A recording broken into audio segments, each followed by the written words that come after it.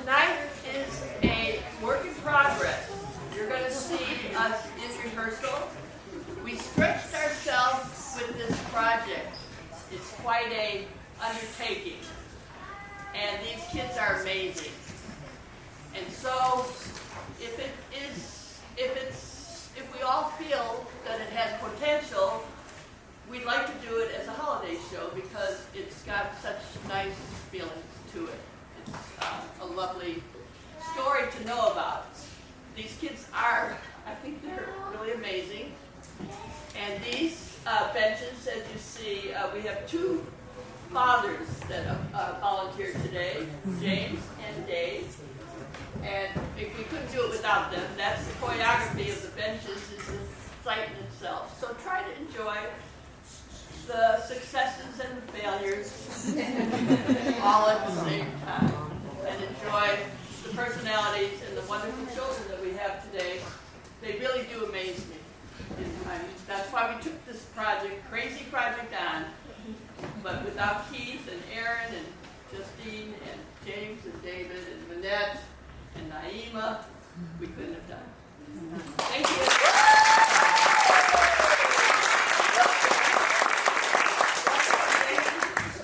It's fine to take photos. No flash and turn off your sound, please.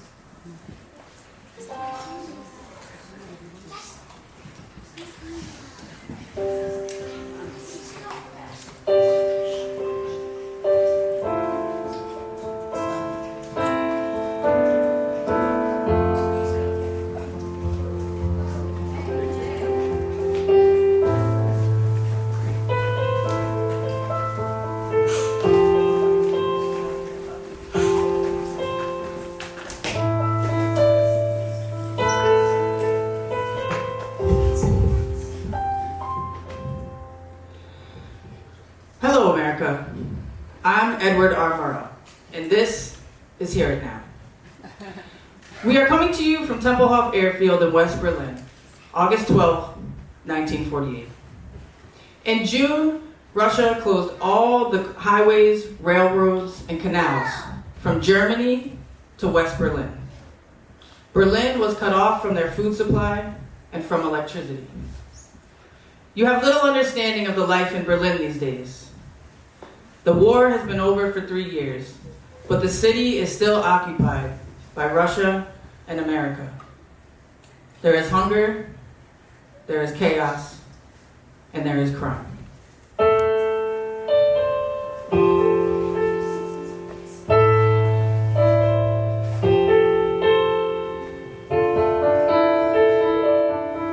Most Berliners live in shattered buildings, cellars, or the streets because their homes have been destroyed.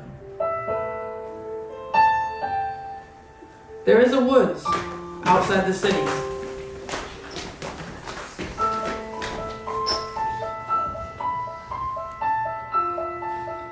A child looks for food in the forest. He picks dandelions and stinging nettles.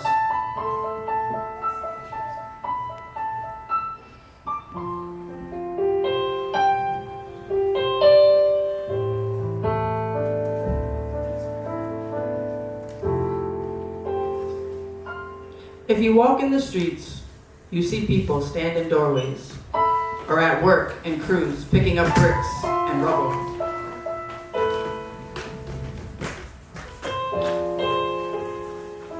A child has a photo of lost family members. She shows the photo to people.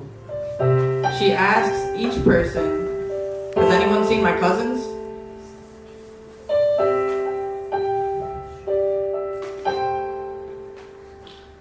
She shows the photo to a stranger, who turns and points to her cousins sitting on a bench. She is reunited.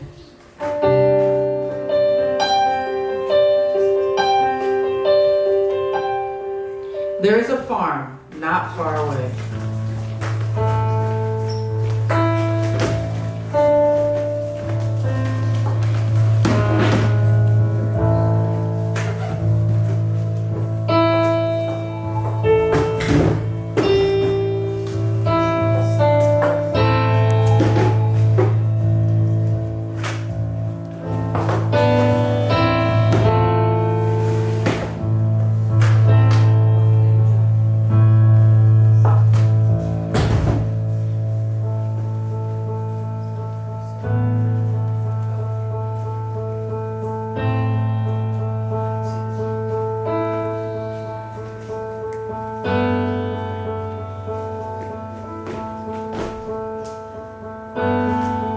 children tried to steal potatoes from the farm.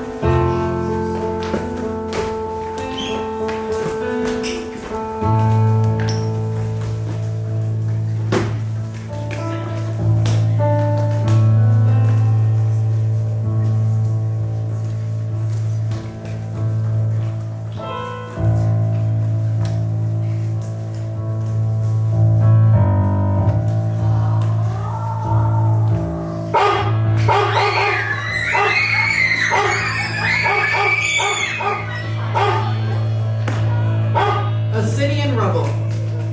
How do you end a war? In this case, poorly as it turns out.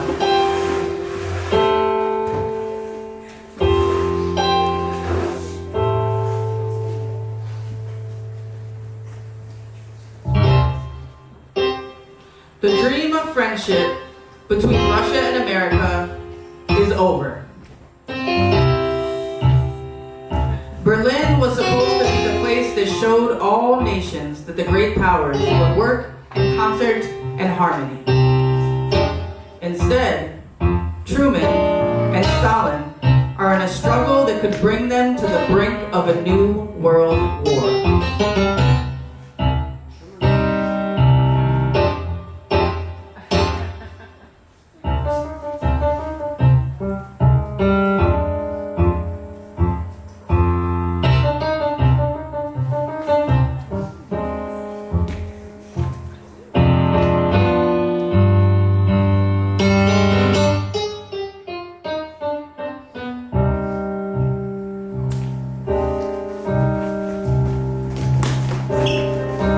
It is a battle for hearts and minds. Russians want the German people to be communists.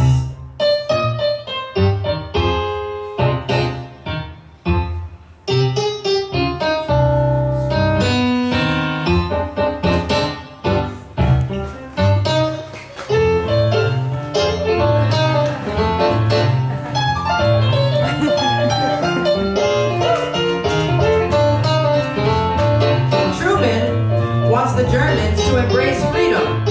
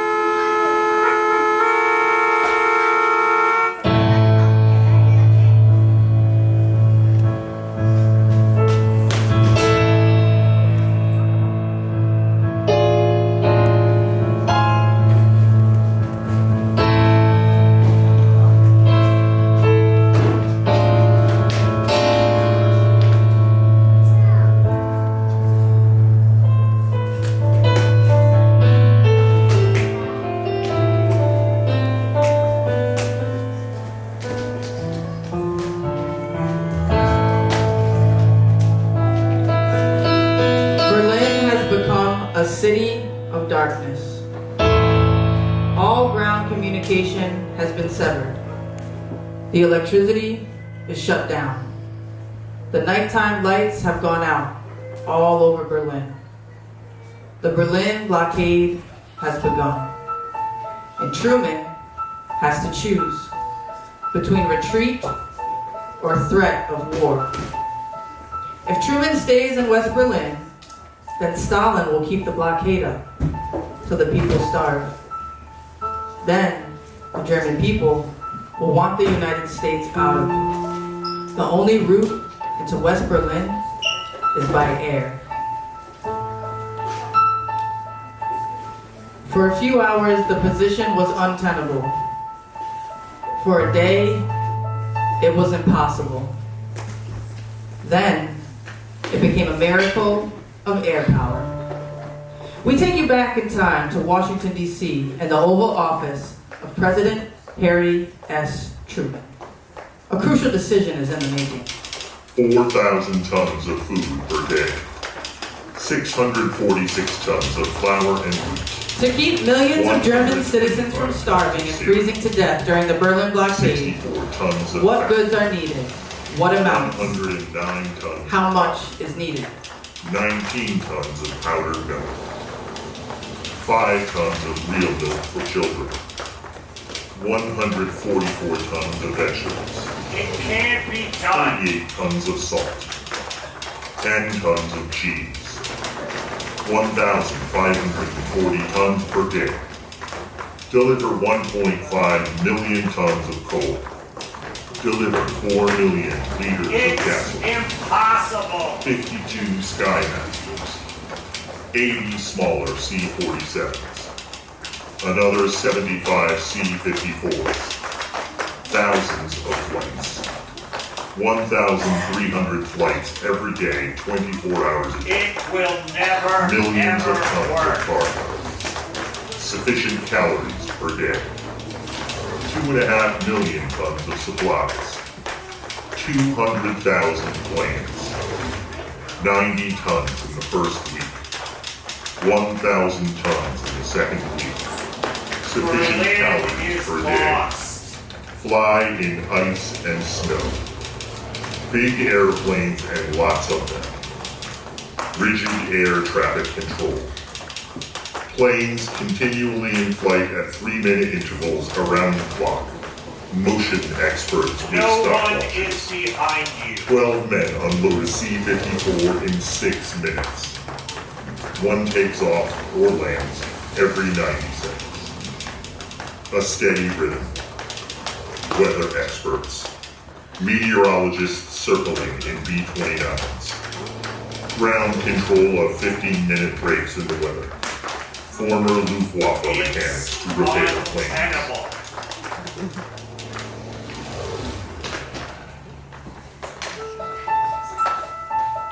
We are staying in Berlin, period.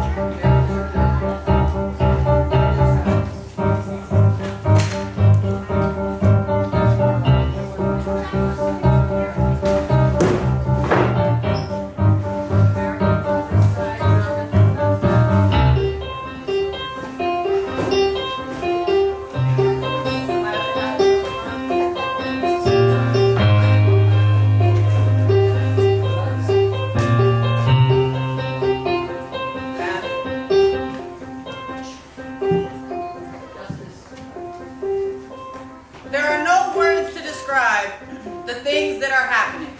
The courage of the people, the flash and roar of the planes landing and taking off every 3 minutes, 24 hours per day. No one can avoid being impressed with the determination of these people. Early morning when they wake up, the first thing they do is listen to see whether the noise of the aircraft engines could be heard. That gives them certainty that they are not alone. The Germans eagerly unload the vital supplies, and people who for a long time had been opposed to us in battle suddenly stand at our side as if they were our own brothers.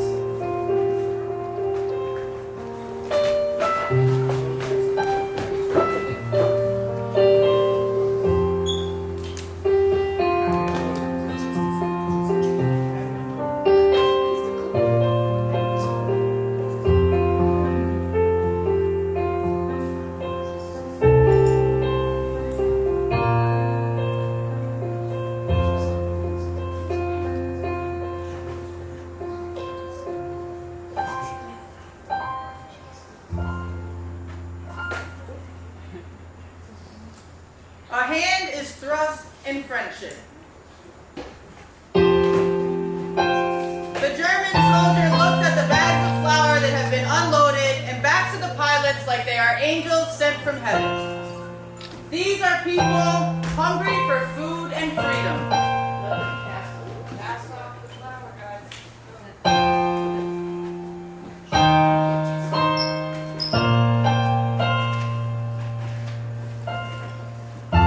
Join us next week when we learn more about this operation. Until then, back to America. This is Edward R. Murrow. Good night and good luck.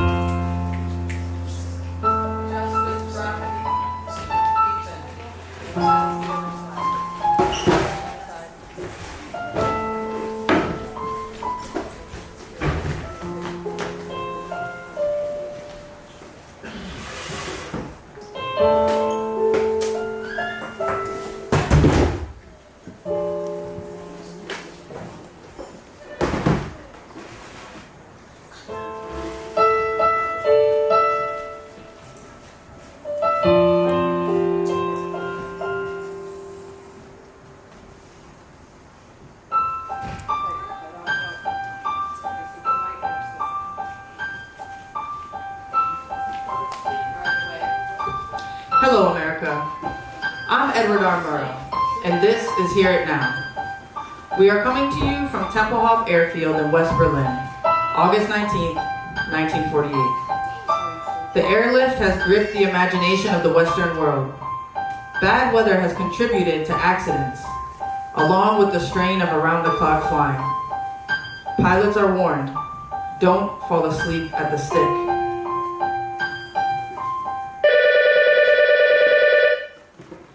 The airplanes are coming in fast and furious. The pilots are wary. They sleep 6 to 8 hours and then fly another 3 trips. Timing is the most essential thing. You are landing and launching aircraft on the same runway. Hundreds of different planes into rapid, relentless flow. A plane lands every 3 minutes. Bad weather contributes to accidents. 13 hours on, 11 hours off, 7 days a week. Planes were colliding in midair. They smashed into mountain ranges. Exhausted pilots fall asleep at the stick. More planes, more food, more coal. They are tired all the time. Don't fall asleep at the stick. Rain, fog, no relief. Don't fall asleep at the stick. 13 hours on, 11 hours off, 7 days a week. Don't fall asleep at the stick.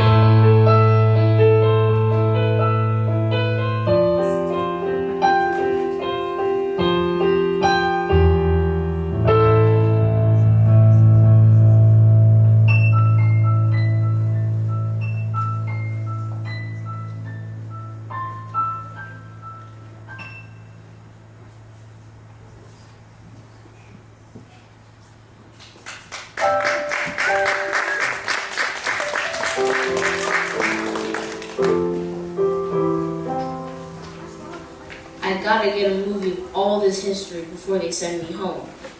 My buddy got a driver in a Jeep for me. I won't sleep tonight. I'll hitch a ride back to the airport. I got my movie. I can't wait. I want a shot of everything. The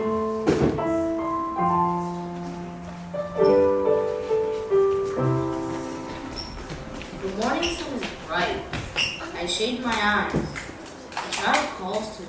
Guten Tag! Guten Tag! Guten Tag! I walk over to the children. They have a lot of questions. I stand and listen. How much you got in the airplane? Wait till fall comes. If it's snow and ice, you can't get in. If you can't get in, then what happens? Don't worry about us if we don't have enough to eat. Just don't give up on us. Someday we'll have enough to eat, but if we lose our freedom, we'll never get it back.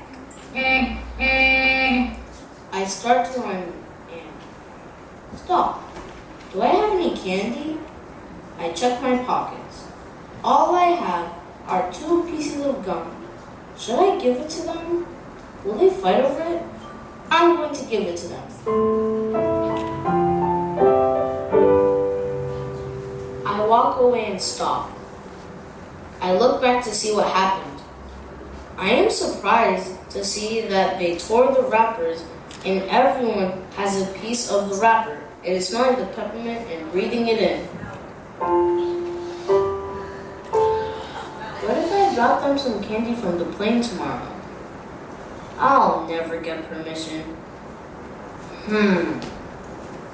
What if I do it anyway? I'm going to do it. I go back. I tell them I will drop candy from the airplane tomorrow. The children ask, how will we know you're playing? I will wiggle my wings. They laugh and imitate me. I wave goodbye and run to the waiting Jeep. I can't help it. I turn and take one more picture.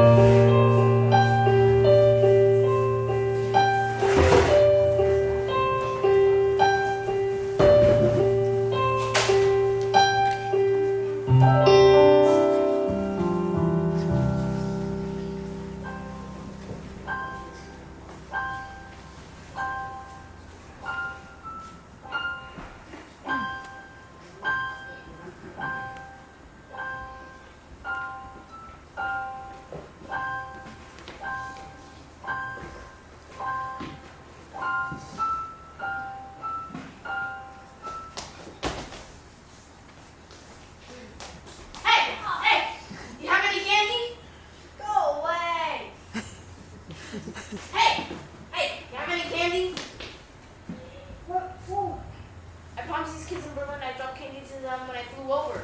You have permission? No. You're gonna get us in trouble.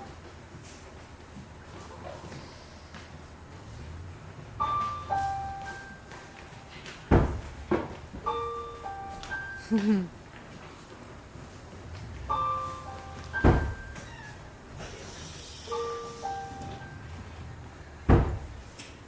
a minute.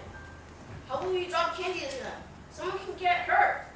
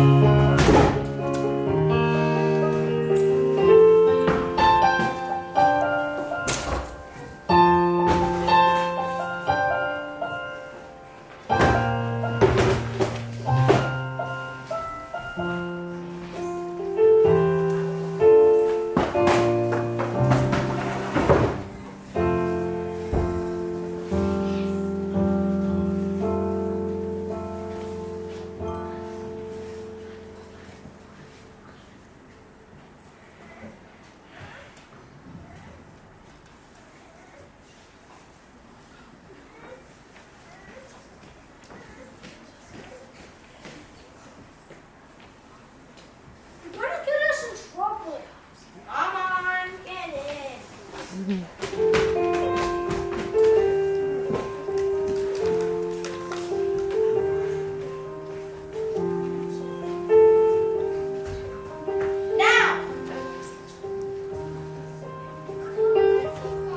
There they are! Look at your wings!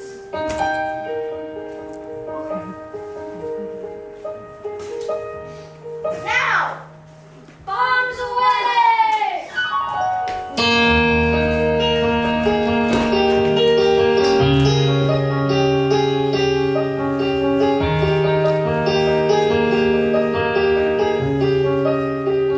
2 weeks later. You're gonna get us in trouble. Come on. Get in!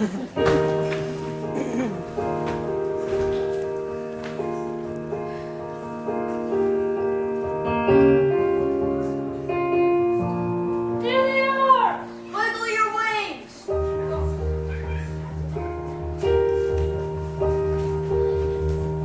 Now! Bombs away!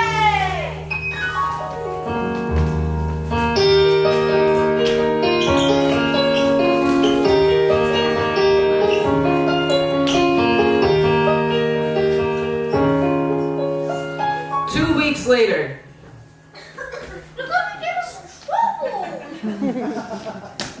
Wow. One last time.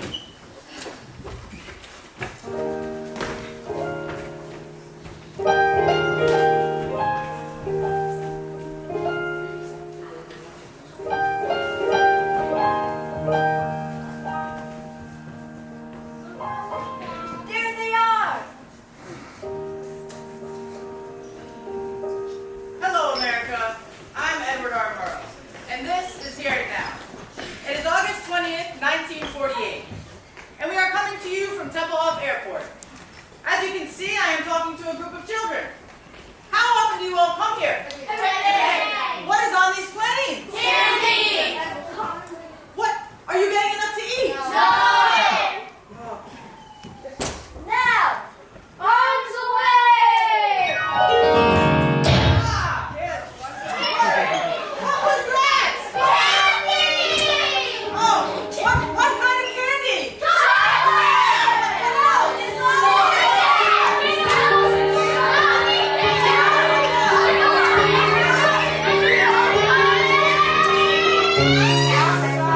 Hey, this way. Everybody over here, let's go, let's go, let's go. Where's my charge? Whoa, there we go. Oh, you back it up. Loud, loud, loud. There it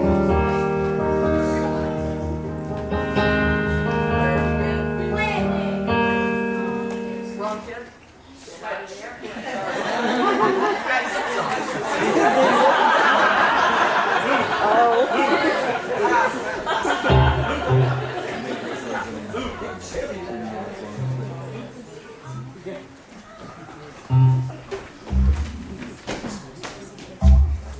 Report to Colonel! What for? He'll tell you.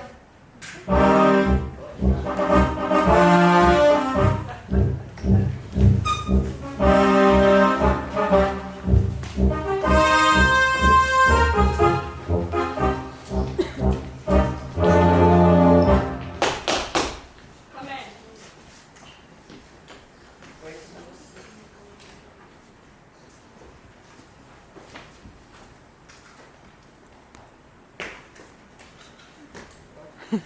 Well, Halverson?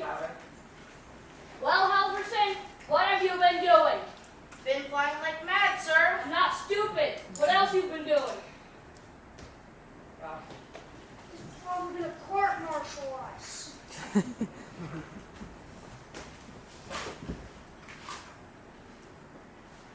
There's a picture of the airplane, tail number and all, with candy parachutes coming out of it.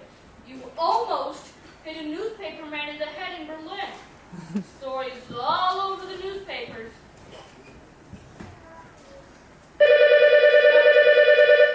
Yes, General Hunter? What are you doing,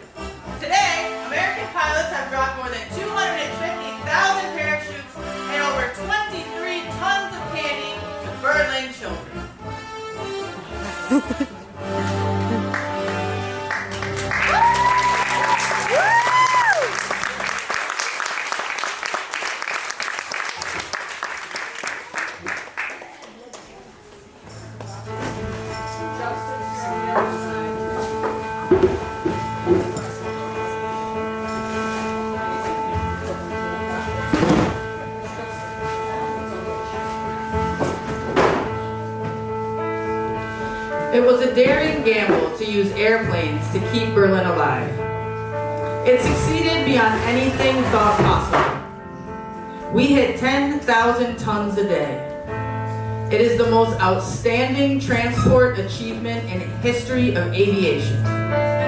We achieved a miracle. That's why the secret talks began. Stalin is looking for a way out.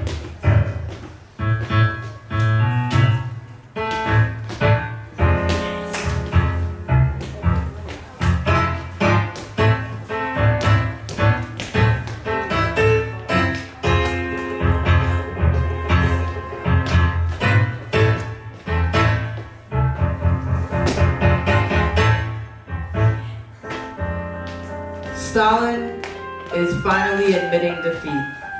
He takes the papers from Truman. Stalin signs the agreement to end the blockade.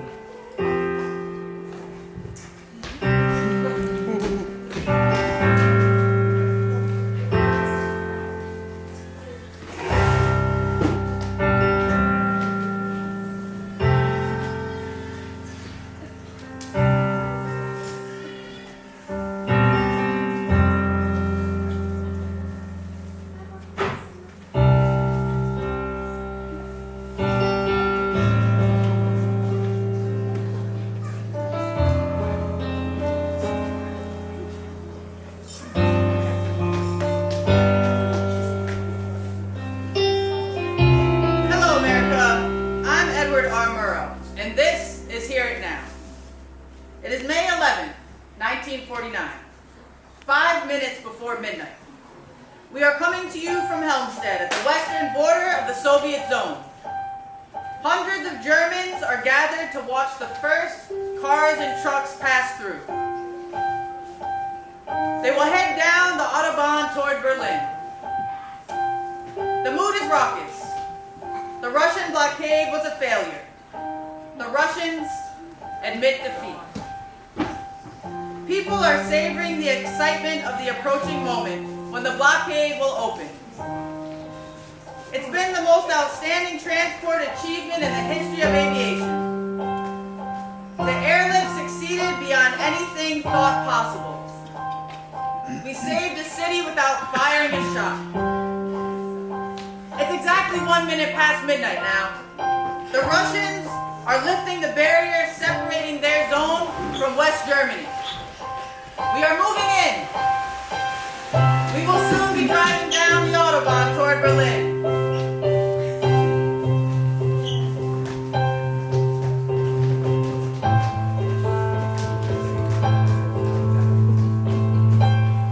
Before I get in my car, there is someone who wants to say something to you all. Erica Demetrius, what would you like to say to our American audience? You were once our enemy. You dropped bombs on us. But when we got supplies taken from us, you guys helped us by giving us coal, chocolate, food. We all brought these flowers to give to the Americans. Thank you, Erica. The attitude of the Americans has